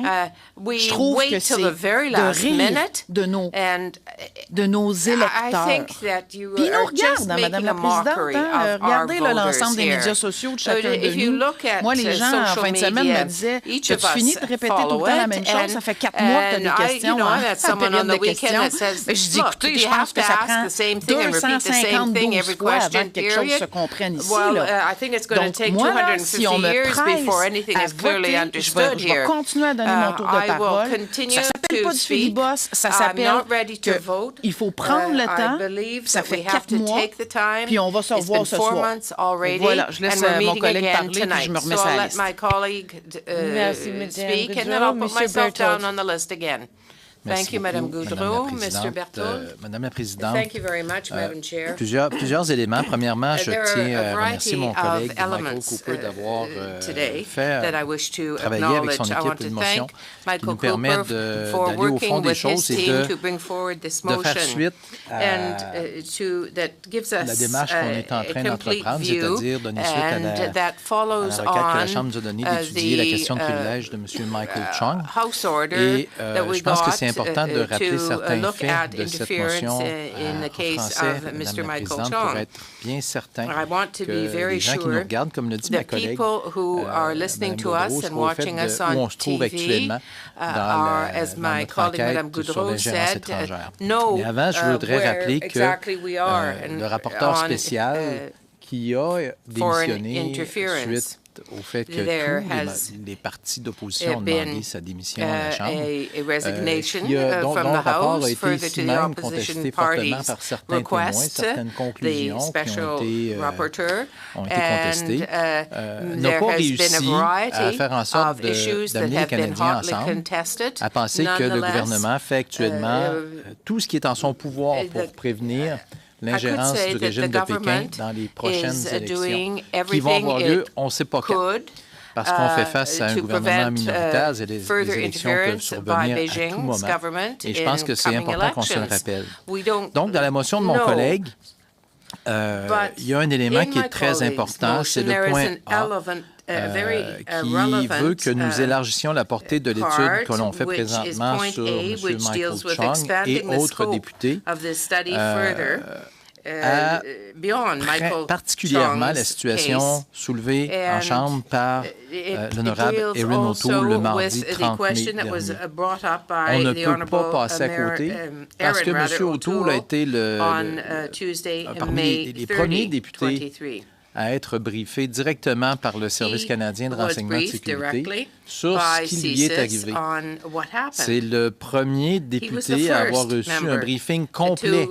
Ici, on a entendu les experts du renseignement nous dire, les experts du Service canadien de renseignement de sécurité, les autres experts de sécurité nationale, nous expliquer quelles sortes d'informations circulent au SCRS. L'information brute, l'information plus détaillée, l'information analysée. Et ce qu'on a compris du témoignage de M. O'Toole, c'est qu'il a eu droit d'avoir toute l'information sans restriction. Et il a par la suite pris grand soin en Chambre de faire un résumé de l'information qu'il avait volontairement retenant les informations, certaines informations qu'il jugeait qui auraient pu nuire à la sécurité nationale puis à la protection des députés de la Chambre des communes. Donc, il l'a fait d'une manière correcte. Son discours a été souligné par plusieurs analystes. Et je dois vous dire que M. O'Toole a des choses à partager avec le comité. On ne peut pas exercise judgment, but he does have other things that he could share with our committee. Que le président de la Chambre, suite à la même question de privilège qu'avait soulevé M. O'Toole, sur le fait qu'il a été victime et ciblé par le régime de Pékin, a attendu un jugement, pas un jugement, mais une décision du président de la Chambre. Et le président de la Chambre a inclus les questions soulevées par M. O'Toole dans sa question de privilège dans l'étude que l'on fait ici présentement. C'est la même chose, Madame, pour la députée du NPD, Mme Kwan, qui n'a pas démontré l'intérêt de faire une question de privilège, mais ça aurait été son droit et probablement que le président aurait aussi référé la question de Mme Kwan à ce comité. Donc, Madame la Présidente, c'est tout à fait nécessaire et absolument essentiel que, officiellement, ce comité élargisse la portée de son étude pour inclure les questions soulevées en Chambre par l'honorable Erin O'Toole le mardi 30 mai dernier. Et d'ailleurs, ça a été en grande partie cité, ce témoignage par le journaliste M. Cooper aujourd'hui lors de son témoignage Donc, il y a des réponses à beaucoup de questions qu'on se pose dans le témoignage de M. O'Toole. Je pense que c'est extrêmement important que le comité en fasse mention. Deuxièmement, on demande que le dossier, que le comité continue ses réunions, continue à se rencontrer pendant la période estivale. Pourquoi? Parce que les agents étrangers, eux, ne prennent pas de vacances. Les agents étrangers, eux, vont continuer de s'adapter, de faire en sorte d'ajuster leur méthode, leur manière de faire, tant et aussi longtemps que le Canada n'aura pas une législation plus forte pour empêcher le régime de Pékin d'intervenir dans nos élections. Et comment on pourrait justifier aux citoyens qui nous regardent actuellement, qui s'attendent à ce que l'on fasse toute la lumière sur l'ingérence de Pékin dans notre système démocratique, dans les élections de 2019, 2021 et dans celles probablement à venir. Si on leur dit on va prendre une pause de 2 mois où on ne posera pas de questions à personne, où on va rester tranquillement assis chez nous et attendre que ça passe. Ça ne passera pas. And do you think Ça ne people will accept passera pas that? tant ou si longtemps No, qu'on ne people sera won't pas en mesure accept de faire that. toute la lumière. Ça ne passera pas it tant ou certainly si longtemps will que not. le premier ministre ne décidera pas de It will not déclencher it will une not be enquête publique accepted. indépendante. On est There has présentement to le be seul the véhicule, agreement of the Prime le Minister seul to have an véhicule public independent public où les gens inquiry. peuvent venir We have to continue témoigner our work. de leur connaissance de l'ingérence du régime de public Pékin inquiry has dans to nos be élections. available to Il n'y a pas people d'autre to come endroit où to ça se hear passe. what has happened Les deux in the comités past. de sécurité nationale dont on a The cité two abondamment les national noms depuis security le début de cette committees étude that du have comité, been so often ça se déroule quoted here in committee. en privé. They meet Ça se in déroule en private, huis clos. in camera. Donc, si ce n'était pas des révélations des So, journalistes if it weren't for et the de ce journalists' comité qui fait attendre des témoins, qui revelations, fait and la for lumière this sur committee la that is trying situation, to bien, shed on n'aurait light pas on the la chance situation, de savoir we qu'est-ce qui se certainly wouldn't have passe. the Et on ne pourrait pas aller opportunity plus of loin. knowing what Sans has ce comité, happened and sans what les is journalistes, happening. on n'aurait pas eu un Without diplomate the journalists, we wouldn't expulsé have known parce that there qu'il was a, a diplomat that was expelled intimidé because he un intimidated député, a member Madame of la parliament. Présidente. On n'aurait pas eu des We postes de would police have had police du régime de stations. Pékin qui opèrent sur le sol canadien, probablement fermés ou perturbés, parce que ça, c'est pas tout à fait clair. Il y a encore des endroits où les postes de police sont ouverts, mais il n'y aurait plus d'activité de police de Pékin dans ces postes-là. Mais ça, c'est pas clair. C'est une des choses qu'il faut absolument aller plus loin puis enquêter davantage aussi.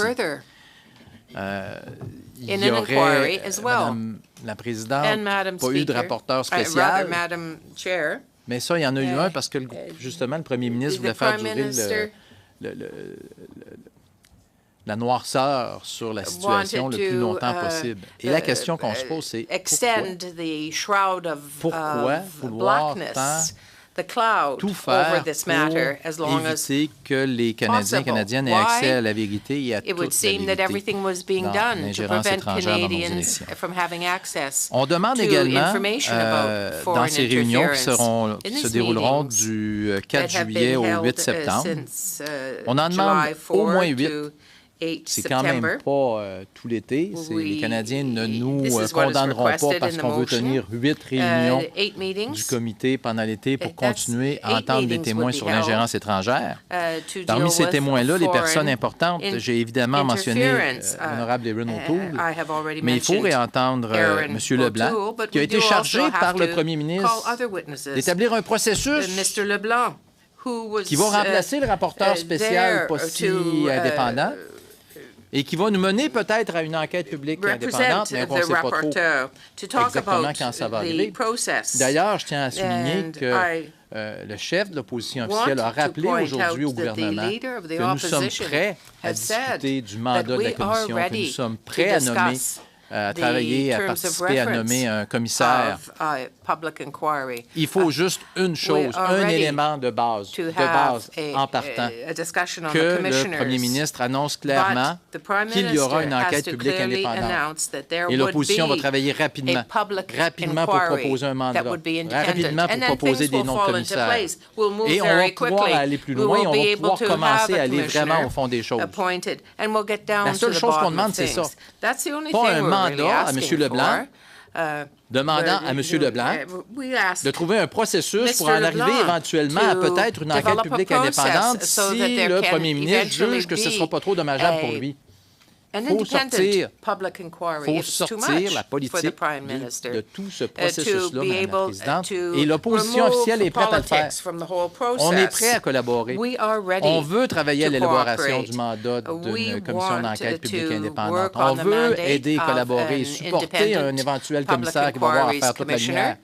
Mais avant de soumettre des noms et de soumettre des idées de mandat et des exemples de ce qu'on pourrait faire, on veut que le premier ministre s'engage clairement et fermement à la tenue d'une enquête publique indépendante. C'est pourquoi on doit entendre M. Leblanc. Parce qu'il tarde. Il n'a pas donné de réponse encore. On ne sait pas où il s'en va. Donc, que M. Leblanc vienne nous dire exactement qu'est-ce qu'il a en tête. Pourquoi est-ce qu'on n'a pas encore procédé à l'annonce d'une enquête publique indépendante? Et qu'est-ce qu'il attend, lui aussi, Mme la Présidente, à cacher?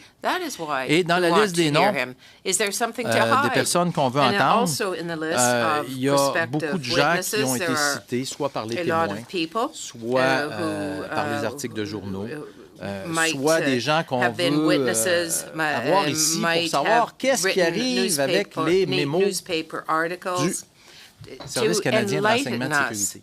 On a appris qu'il y a plusieurs sortes de mémos. Il y a des mémos d'information, il y a des mémos avec... j'ai pas le nom, je me souviens pas du nom exact, là, mais c'est des mémos qui disent qu'il faut absolument que ce mémo-là soit envoyé au ministre. C'est des notes de gestion interne, je pense. Je ne me souviens pas du nom. C'est vraiment... Dans le monde, on en apprend beaucoup en matière d'information et de sécurité nationale, mais toujours juste en surface. Et ces mémos-là sont faits expressément pour attirer l'attention des membres du cabinet, des fonctionnaires et des ministres. De ces mémos-là, il y en a 2 ou 3, peut-être 5, 6 par semaine maximum. Il n'y en a pas des milliers. Donc, comment se fait-il que ces mémos-là se soient perdus dans des trous noirs? Comment se fait-il qu'il n'y a pas personne au bureau du premier ministre, au bureau du ministre de la Sécurité publique qui ait été alerté par ces mémos-là? Et encore, je ne parle pas du fameux système de courriel sécurisé dont parle M. Johnston et dont personne, dans tous les témoins qui travaillent dans le domaine de la sécurité nationale, semble connaître l'existence de la manière dont l'a décrit le rapporteur spécial et la manière dont le comprend M. Blair et de la manière dont il est présenté par les gens du Service canadien de renseignement de sécurité. Donc, c'est important que ces gens-là, ces témoins-là, du ministère des Affaires étrangères, les conseillères à la sécurité nationale, les sous-ministres qui étaient là à l'époque de la sécurité publique, les sous-secrétaires du cabinet, principalement la chef de cabinet du président du Conseil privé du roi et ministre de la Protection civile, Mme Zita Astravas, qui semble avoir joué un rôle dans tout ce processus. Madame la Présidente, c'est important qu'on les entende et qu'on n'attende pas à l'automne. Il faut les entendre le plus rapidement possible. Je pense que le public s'attend à ça. On a également appris, Madame la Présidente, que le rapporteur spécial, bien qu'il dise avoir lui-même rédigé son rapport, a eu recours à des firmes pour l'aider à interroger des témoins, pour l'aider à faire la rédaction. Et on a constaté qu'il y a plusieurs éléments de ce rapport-là qui ont dû être rédigés par des consultants externes. Parce que le rapporteur spécial, quand il a témoigné devant nous, a eu souvent recours à son document, citant ses propres mots, ne se souvenant pas trop de ce que ça voulait dire. Donc, à mon opinion, malheureusement, à ma grande déception aussi, il y a peut-être plus de gens qui ont passé sur le rapport du rapporteur spécial de ces firmes-là. Donc, on doit savoir qu'est-ce que ces gens-là ont dit, qu'est-ce que ces gens-là ont conseillé au rapporteur spécial dans la rédaction de son rapport. Donc, les représentants de la firme, les représentants de la firme qui ont aussi représenté une des personnes qui était ciblée par l'enquête du rapporteur spécial. Aussi, on doit entendre Donga et Brian Top, les associés fondateurs de GT&Co, Madame la Présidente, d'autres conseillers bénévoles, semble-t-il. On verra si notre motion pour avoir des documents fait son chemin. Suite à toutes ces révélations-là, Madame la Présidente, on a appris que le ministère des Affaires étrangères avait une liste de diplomates qui lui aurait été soumise par le CRS pour penser à leur expulsion parce que ce seraient des diplomates du régime de Pékin qui continueraient de faire des exercices d'influence étrangère ici au pays. On sait que le ministère a une liste, mais on ne sait pas ce que la ministre a fait de cette liste.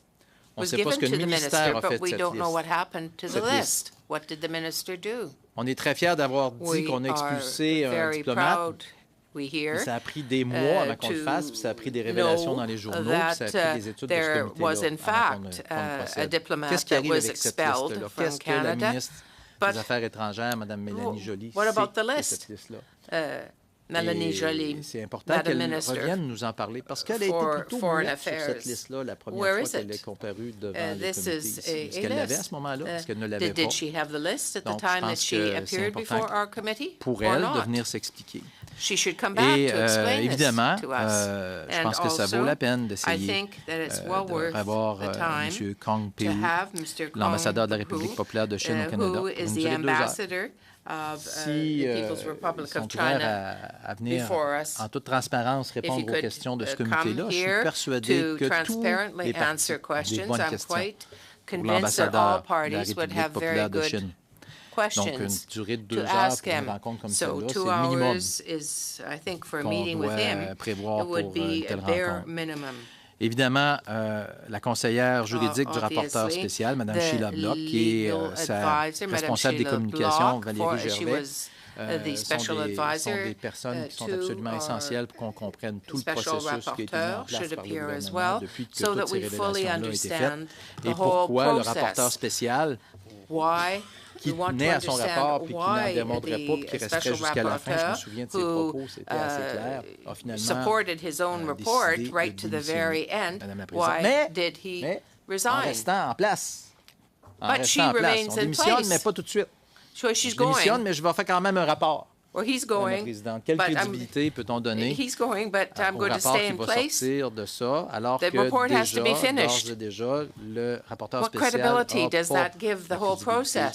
de la Chambre, des partis d'opposition et de la part des Canadiens. Tout ce que ça fait, Mme la Présidente, c'est que ça donne entre 1 200 et 1 700 $ par jour au rapporteur spécial qui continue à rédiger un rapport dont personne ne veut plus lire les conclusions. Mme la Présidente, M. Blair doit venir nous expliquer les différentes versions de son ministère par rapport à ce mémo qui a été transmis. Ce mémo qui a été conçu par le SCRS pour être vu par le ministre, qu'il n'aurait pas vu. Donc, est-ce que c'est de l'aveuglement volontaire? Est-ce que c'est de l'aveuglement volontaire de la part d'un membre de son cabinet? Je ne sais pas. Et je pense que c'est important qu'on sache. Donc, Madame la Présidente, pour tous ces témoins-là, c'est important qu'on se réunisse cet été. J'aurais encore beaucoup de choses à dire maintenant sur les informations qui ne nous ont pas été rendues accessibles depuis le début, Madame la Présidente. Je parle des documents. On a ici demandé, on a déjà une motion sur la table qui est ajournée, demandant la production de documents. Des documents qui sont absolument essentiels pour qu'on puisse voir clair dans le dossier de l'ingérence du régime de Pékin dans nos élections. Malheureusement, à chaque fois qu'on fait des demandes pour avoir des documents, il y a de la réticence. Je ne sais pas pourquoi.